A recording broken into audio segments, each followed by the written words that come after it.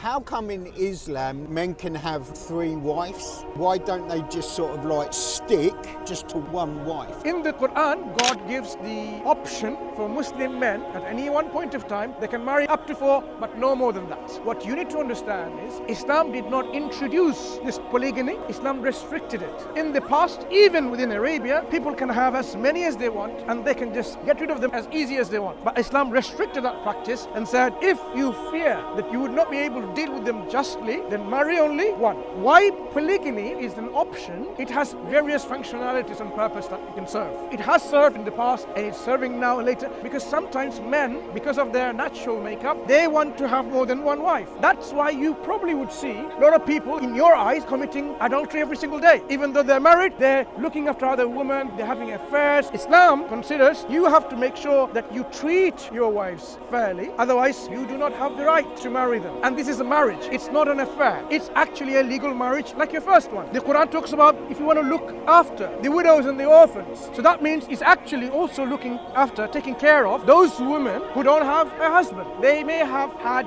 in that country a war, for example. Men naturally go and fight physically in the war and they get or martyred, and then you have a lot of women still. Islam doesn't want these women to be surplus women in the society in which they cannot fulfill their biological needs, because they are women after all, men and women sexual needs. So you should not put them into prostitution. You should not put them into this adulterous affair relationship. So the only way to get them back into the society where they can then be into a marital relationship with other men who are less than women. Do you follow? So this is one practical example where it has happened in the past, and anytime there's a war or something, it can be happening. But as I said, there are various reasons. You want to look after the widows and the orphans. You want to have your biological needs looked after. You can do that, but only if you fulfill the conditions. So that's why we can never say this is an adulterous relationship, because God has given us the allowance with conditions. So it's a marriage just like marriage 1 to 1.